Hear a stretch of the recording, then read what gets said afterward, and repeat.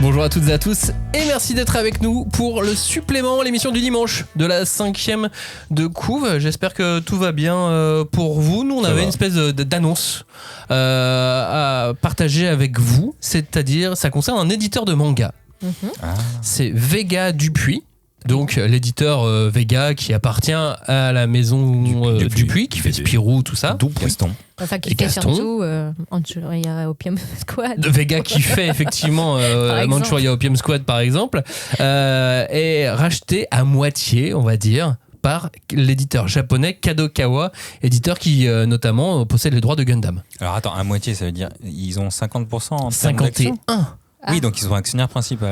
Exactement. L'éditeur japonais Kadokawa devient actionnaire principal d'une maison d'édition avec Dupuis, et la maison d'édition va s'appeler Vega. Et pas Vega Kadokawa. Et pas Vega Kadokawa, pas Dugawa. Ouais.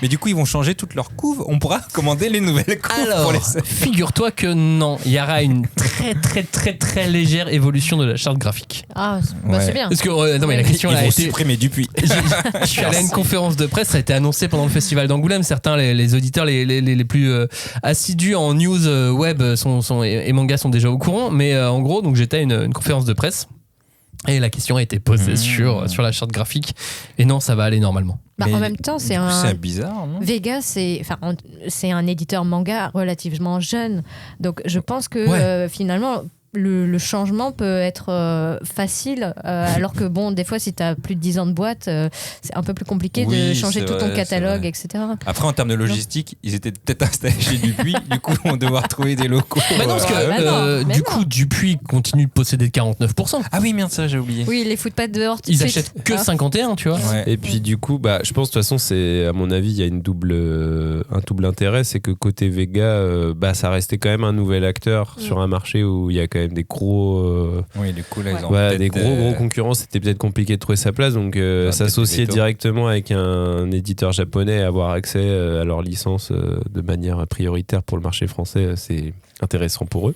Ouais, après moi j'imagine la tête des autres éditeurs japonais qui font dis donc, vous allez être achetés par nos concurrents, on va peut-être moins vous donner de titres, je sais pas. Alors, mais après Kadokawa, toi tu pensais aux japonais, moi je pensais aux français aussi, parce que ça doit changer la donne quand même. Oh mais attends, il y a Ototo qui achetait du Kadokawa avant, non ? Oui, mais si tu veux, non, il y avait, alors c'était peut-être pas aussi massif, mais des rapprochements éditeurs. Enfin, tu vois, Crunchyroll, Shueisha, Pika Kodansha, ça existe déjà, et en fait au final les Japonais ils sont pas bêtes. Oui, mais il y a une différence entre appartenir et être actionnaire quand même à 51%. Oui, mais j'allais dire, du coup, je disais un double intérêt, parce que je pense côté Kadokawa, ce qui peut les intéresser aussi, c'est peut-être que côté Vega, il y a de la création d'auteurs peut-être européens avec Dupuis. Alors, en tout cas, ils ont parlé de projets de création, ils ont aussi parlé de sortie de light novel énormément.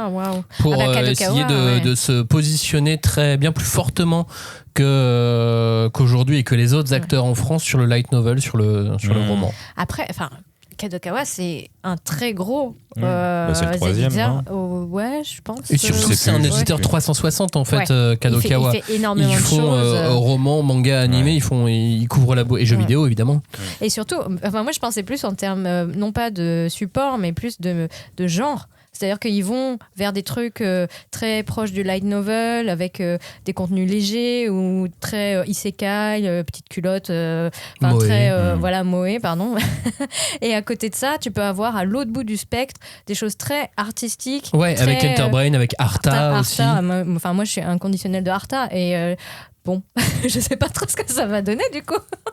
Mais en gros, pour vraiment raccourcir énormément, ils auront une sorte de first option sur tous les titres Kadokawa. Donc maintenant, si un éditeur veut sortir Gundam en France, ça sera Vega. Eh, bien joué Vega. Bien joué Stéphane Ferrand, c'est toi ? Effectivement, c'est le C'est vrai, c'est Stéphane.